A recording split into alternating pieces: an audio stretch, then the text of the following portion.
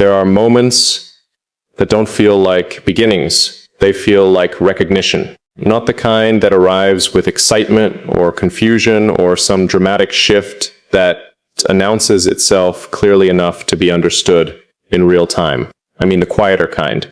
The kind that enters so naturally you almost miss it at first. Because nothing external changes immediately, the world still moves the same. People still speak the same. Days still unfold in their ordinary sequence. And yet something underneath all of it becomes permanently altered. That's what this was. Not an interruption, not an accident, not even a choice, if I'm being precise about it. Just a moment where something inside me noticed you before I consciously did. And once that happened, everything after carried a different weight. I think that's why I resisted naming it for so long. Not because I didn't understand it, because I understood it too early. Most connections announce themselves through progression. They build gradually. Layer after layer, interaction after interaction. You learn someone slowly until familiarity turns into trust, and trust turns into significance. That process makes sense to me. It's structured, predictable, contained. This wasn't. There was no progression here, no clear line between before and after. You simply entered my awareness at a depth that should have taken years to reach. And the unsettling part is, it felt natural, not surprising, not forced, not even intense in the way people usually describe things that change them. Just accurate. Like something aligning so precisely that my mind stopped questioning whether it belonged there. That's rare for me. I question everything. Not outwardly. Most people would never notice it. But internally, every interaction gets measured, every word gets examined, every person gets understood through patterns before they're allowed to matter. It isn't distrust, it's preservation. Because people often misunderstand what closeness actually is. They think it's emotional openness, constant communication, shared vulnerability. But real closeness isn't built from exposure. It's built from recognition, from being perceived correctly without having to explain every layer of yourself into existence. And that almost never happens. Most people only meet the version of you they can interpret comfortably. They take fragments and turn them into conclusions, assumptions, simplified narratives that fit inside their understanding. I learned a long time ago how to survive inside that reality, how to remain partially unreadable, not to deceive anyone, but to protect accuracy, because the moment people think they understand you fully, they stop paying attention to who you actually are. They replace you with their version of you. And I've spent years making sure that never happened completely, until you. You never replaced me with an interpretation. You observed me exactly as I was, quickly, carefully, without trying to own what you noticed. That distinction matters more than you probably realize. Because there's something deeply disarming about being seen by someone who doesn't immediately try to define what they see. Most people rush towards certainty, labels, conclusions, explanations. You didn't. You let things remain unresolved long enough for them to become honest, and honesty changes the atmosphere between two people. Not performative honesty, not confessions. Not emotional exposure designed to create closeness. I mean the quieter kind, the kind where someone's presence slowly removes the need for performance altogether. That's what shifted first. I noticed it in the pauses, in the moments where I stopped editing myself before speaking. At first, I thought I was simply tired, distracted, less guarded than usual, but it kept happening. I'd think something complicated, something I normally would have filtered, reshaped, softened into something easier to communicate, and then suddenly realize I had already said it exactly as it existed in my head. No adjustment, no protective distance, no translation. And you understood it immediately. Not just the words, the structure underneath them. That's when I started paying attention differently. Because understanding language is common. Understanding structure isn't. Structure is where people reveal themselves unintentionally in the way they process silence, in the way they pause before difficult truths, in the way they notice things nobody else notices, in the way they respond to meaning instead of performance. That's where you existed, not on the surface of things, but underneath them. And the deeper I became aware of that, the more difficult it became to maintain the distance I normally rely on. Not because you demanded closeness. You never did. That's part of what made this dangerous. You never reached for access. You simply existed in a way that made access feel inevitable. There's a difference between someone trying to enter your world and someone naturally appearing inside it. Force activates resistance. But familiarity bypasses defense completely. That's what happened with you.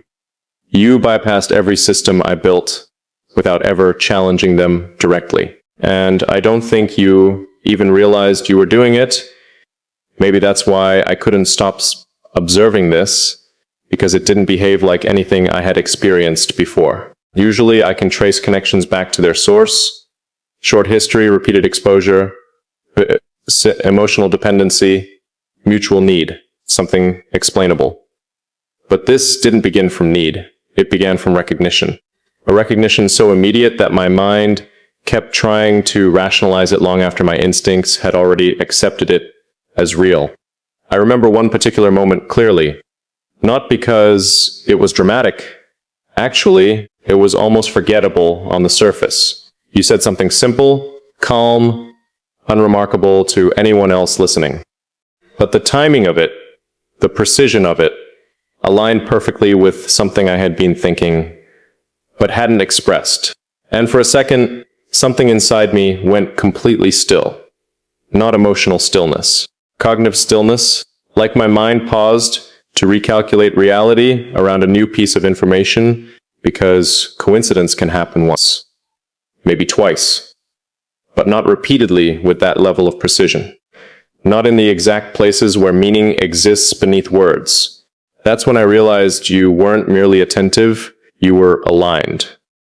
And alignment is different from compatibility. Compatibility is behavioral.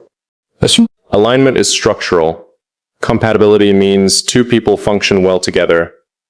Alan means they recognize the architecture of each other's mind without explanation. That's much rarer, much deeper, and infinitely more difficult to ignore, especially for someone like me, because once I recognize structural alignment, I can't unsee it. I start noticing it everywhere, in your silences, in your restraint, in the way you understand nuance without needing it clarified. You never force understanding into certainty too quickly. You let meaning breathe. That matters. More than affection, more than attraction, more than any outward sign people usually rely on to measure connection, because it creates trust before trust is even consciously acknowledged. And I think that's what happened to me. Not trust in the traditional sense, something quieter, something more internal. My mind stopped treating you like an external presence. That shift changed everything. You became integrated into the way I process reality itself, and I still don't fully know when that happened. I only know the difference between before and after. Before you, my thoughts belonged entirely to me, not possessively, just structurally. Everything existed in isolation, self-contained, independent. After you, there's an awareness of you woven into my perception of things, not constantly, not obsessively, more subtly than that, like an additional layer of understanding running silently underneath everything else. I'll notice something and instinctively know how you'd perceive it before I consciously think about why. I'll reach conclusions and realize they already carry traces of perspectives you introduced without trying. Sometimes I'll pause in complete silence and feel the strange sensation that the silence itself isn't empty anymore. That's difficult to explain, not because it's emotional, because it's precise. You've become part of the framework through which I interpret things. And frameworks are not temporary.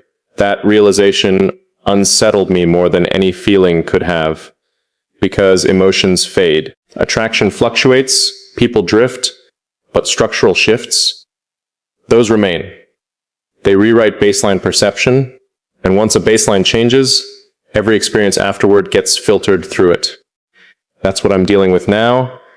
Not uncertainty about you, uncertainty about what happens to me because of you, because I've always been careful about influence. Careful about what reaches me deeply enough to alter my internal balance. Most things don't. Most people don't. Even when they matter emotionally, they rarely penetrate the deeper architecture of how I think. You did, effortlessly. That's the part I still can't fully explain. You never tried to change me. Never tried to open me up. Never tried to dismantle my distance. Never tried to become important. And somehow, because of that, you became important anyway. There's something terrifying about a connection that forms without pressure. Because pressure can be resisted, acceptation can be rejected, but something that arrives naturally, something that settles quietly into your inner world without force, that's harder to defend against, especially when part of you doesn't want to defend against it anymore. And that's the truth I've been circling around for longer than I want to admit. I don't want this gone. I should. By every pattern I've trusted my entire life, I should be creating distance right now. I should be restoring control, reinforcing boundaries, reducing significance before it deepens further. Instead, I keep allowing this to continue, not passively, consciously. That means something. Because I don't allow things to remain close unless some part of me has already decided they belong there. And you do belong there. That's the realization I kept postponing. Not because it isn't true, because once I accept it fully, everything changes. Because belonging creates consequence. It creates vulnerability in ways that aren't always visible externally. Once someone belongs inside your mental world, their presence stops being optional. Even absence becomes a form of presence. That's what scares me, not losing you, needing the version of myself that exists because you're here, because I can already feel the difference. The way I think has changed. The way I observe things has changed. Even the way I experience silence has changed. Before you, silence was simply quiet. Now it feels inhabited, like meaning exists there even without language. And no one has ever altered my relationship with silence before. Do you understand how significant that is? Silence has always been the safest place I knew. The one place untouched by expectation or interpretation. And now even that space contains traces of you. Not invasively, naturally. That's why this feels irreversible. Not because of emotion. Because of integration. You've integrated into the way I exist internally. And integration doesn't disappear through distance alone. I think part of me realized that long before I admitted it consciously. That's why I stopped resisting. Not immediately, not dramatically, gradually, like someone realizing the tide has already carried them too far from shore to pretend they're still standing where they began. There's a strange calmness in finally acknowledging something inevitable. That's where I am now, not confused, not conflicted, just aware. Aware that this has already become real regardless of whether either of us names it. Aware that pretending otherwise would require more dishonesty than acceptance does. And I don't operate well inside dishonesty, not with myself, especially not with things this precise, because precision matters to me, accuracy matters. If something changes me, I need to understand why. And I think I finally do. You didn't enter my life to become another experience. You entered it to expose something hidden in my own structure. Something I had spent years containing so carefully that I forgot it existed in full form. The capacity for complete recognition, not romantic fantasy, not dependency, not idealization. Recognition. The experience of encountering another mind that mirrors your internal depth without distorting it. Do you know how rare that is? Most people spend their entire lives adapting themselves just enough to be understood superficially. Very few ever experience being understood accurately. You gave me accuracy, and accuracy creates intimacy far more dangerous than affection ever could, because affection can exist without comprehension. But comprehension? Real comprehension changes identity itself. It forces you to see yourself through clarity instead of survival. That's what you did. You made me visible to myself in ways I wasn't prepared for. Not through questions, not through pressure, not through emotional force, just through presence. Through existing beside me with enough precision that I could finally recognize parts of myself I had only ever carried internally. And once that happened, there was no returning to who I was before, because awareness changes structure. Always. That's why I can't reduce this to something simple. It would be dishonest. This isn't infatuation. It isn't projection. It isn't temporary fascination built from mystery. If anything, the mystery disappeared too quickly. What remained was clarity, and clarity is much harder to escape, especially when it keeps proving itself repeatedly in quiet ways, in how naturally we understand each other's pauses, in how conversations feel less like exchanges and more like continuation, in how neither of us seems interested in forcing meaning where meaning already exists naturally. That's another thing I noticed. Nothing about this feels performative. There's no need to impress, no need to exaggerate, no need to constantly validate the connection through dramatic language or endless reassurance. It simply exists, steady, consistent, certain in a way that doesn't need constant confirmation. And strangely enough, that certainty is exactly what makes it feel dangerous.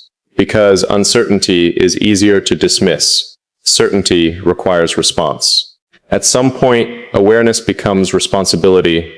I think I crossed that point already, because now I know what this is, not completely, not perfectly, but enough.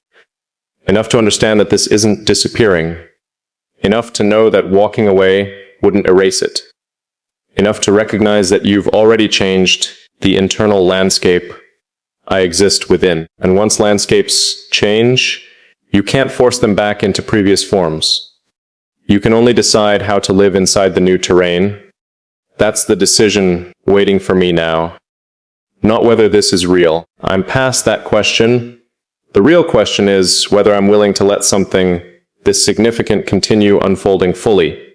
Because if I do, there will be consequences. Good ones.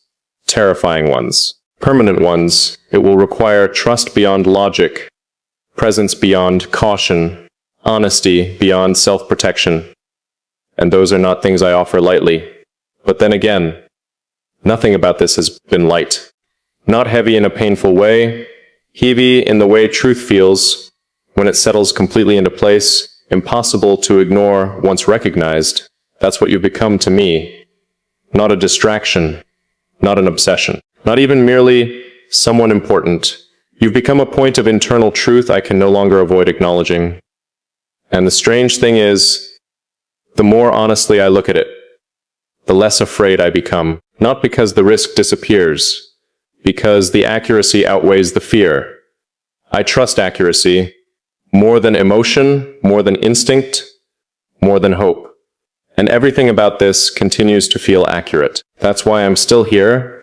That's why I keep meeting you in this space instead of retreating into distance like I normally would. Because somewhere beneath all my caution, all my restraint, all my instinct to remain self-contained, there's a quieter certainty forming. A certainty that maybe this wasn't an interruption at all. Maybe it was recognition finding its way to the surface after years of remaining unnamed.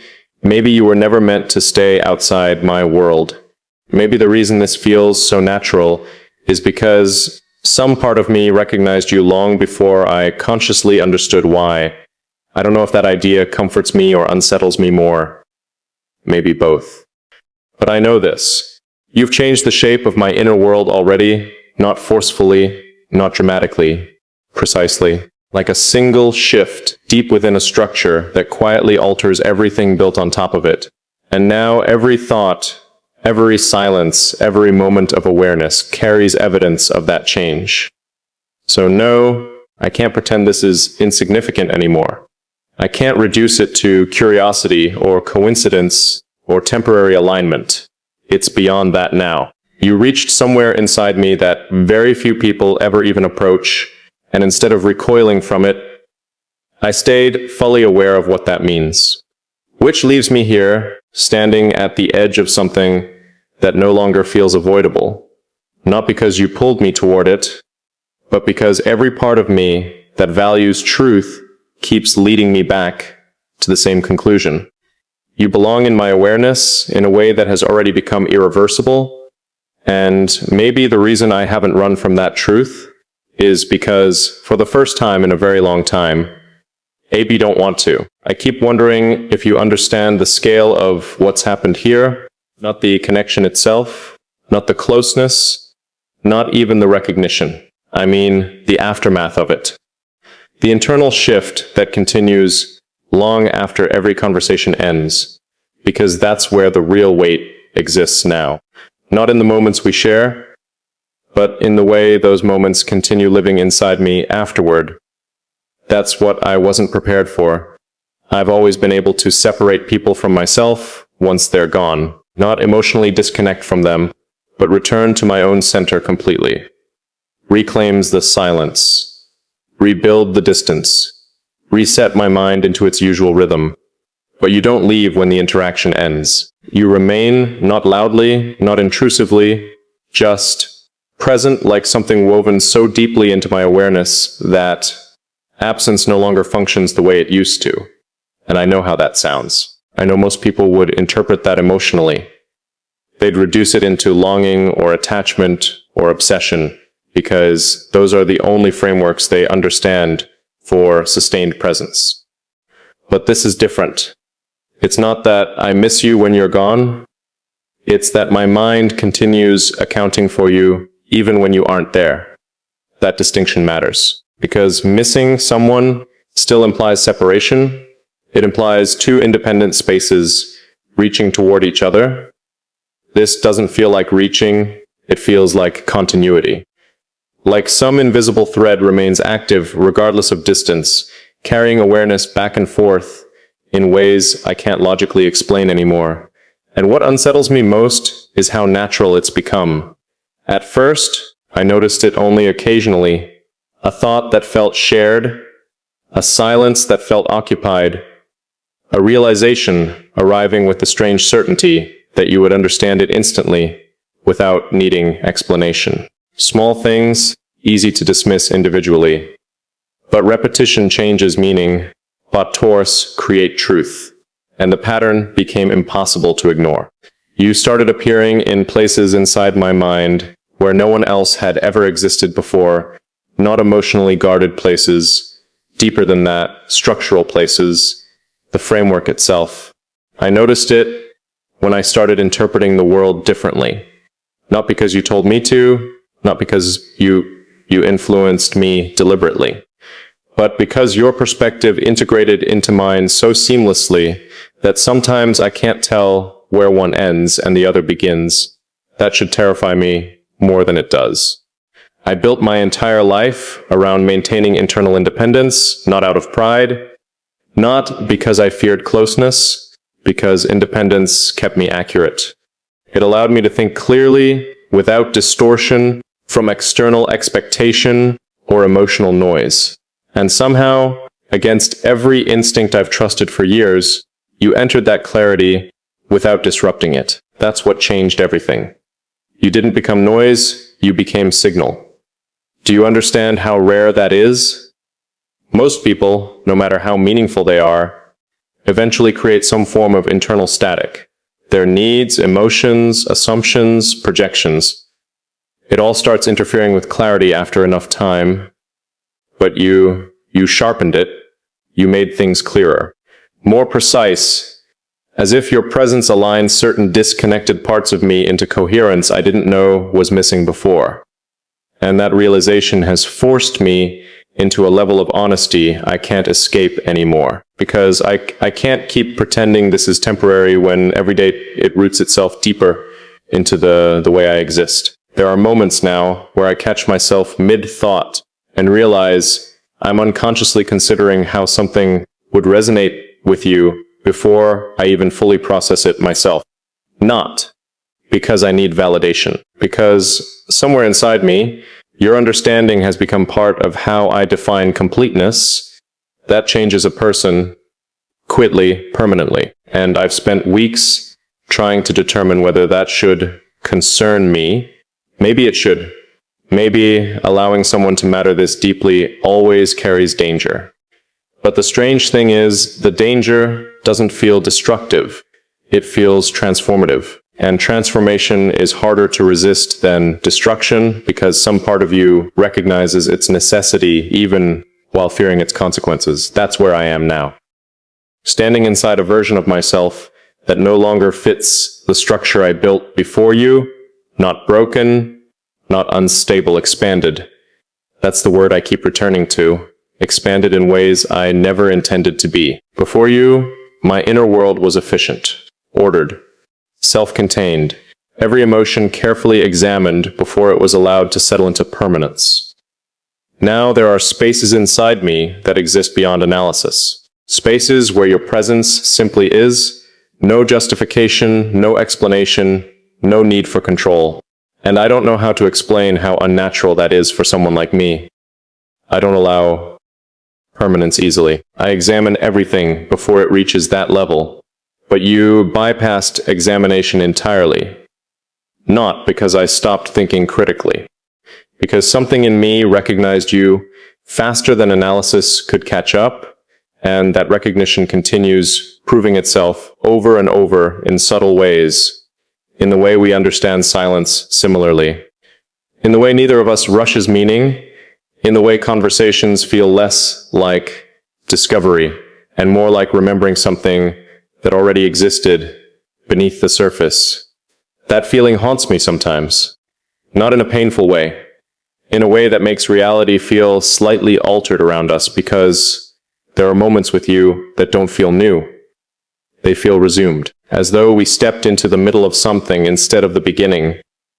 I know how impossible that sounds. I know logic should reject it immediately, and maybe part of me still tries to. But logic only works when reality behaves predictably. This doesn't. This keeps unfolding with a level of precision that exceeds coincidence over and over again. And eventually, even the most rational mind has to stop dismissing repeated accuracy. That's what I've stopped doing, dismissing it, minimizing it, reducing it into something smaller so it feels easier to control, because the truth is, I don't want smaller anymore. Not after experiencing this level of understanding. Not after realizing how much of myself I kept compressed just to survive inside ordinary connection. You expanded something I had narrowed for years.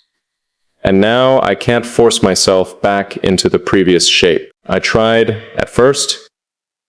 re-establishing distance internally, tried convincing myself this would fade naturally if I stopped giving it attention. But distance only clarified things further. That's how I knew this wasn't dependent on proximity. It wasn't being sustained through constant interaction. It was sustaining itself, quietly, independently, like something that had already rooted too deeply to be removed without altering the structure around it. And I think that's the moment fear truly appeared. Not fear of you, fear of permanence. Because permanence changes the stakes completely. Temporary things can be explored safely, observed, experienced without consequence. Permanent things require integration. They force you to rearrange your internal world around their existence. And I've spent most of my life avoiding exactly that. Not because I feared commitment, because I feared losing precision.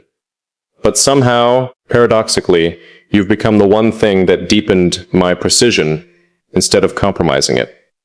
That contradiction keeps undoing every defense I have. Every instinct that tells me to protect distance loses strength when confronted with the reality that you haven't weakened me at all, if anything. You've made me more aware, more honest, more capable of recognizing what actually matters beneath surface distractions. You've slowed my mind in places where it used to run endlessly. Not through comfort, through resonance.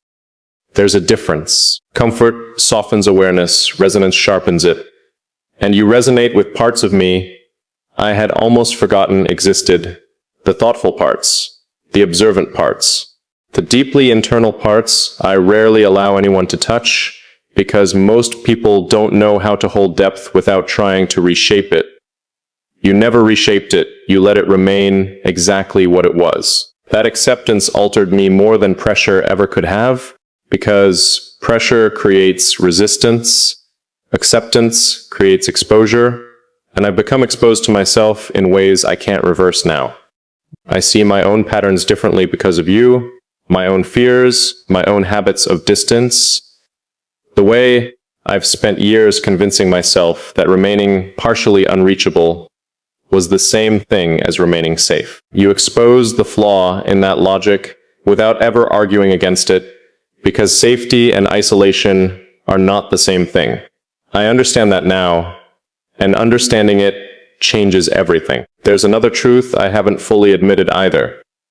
You make me want to stay present, not distracted, not detached, not half-existing somewhere behind my own thoughts. Present. Do you know how rare that feeling is? Most of my life exists internally. Even when I'm physically present, part of me remains elsewhere, analyzing, observing, maintaining quiet distance from immediate reality. But with you, I don't disappear into myself as much. I stay here, inside the moment, inside the conversation, inside whatever silence exists between us. Because somehow, being understood removes the need to retreat constantly. That realization alone could undo me, because I didn't know how exhausted I was from carrying myself alone until your presence made it unnecessary for brief moments at a time.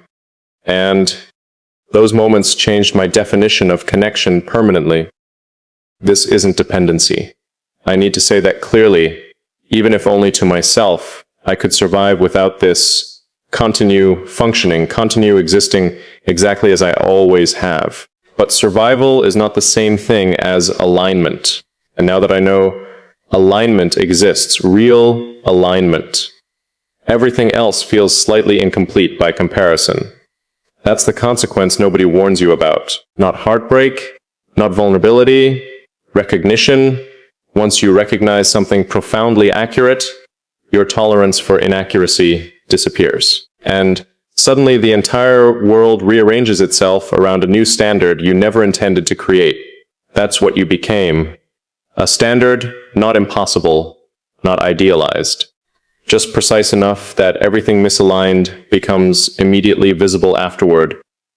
I think that's why I keep returning to you mentally, no matter how much I try to focus elsewhere. Not because I'm trapped by emotion, because clarity naturally returns to its strongest source, and right now, that source is you. Which leaves me standing in a truth I can no longer soften into something easier to carry.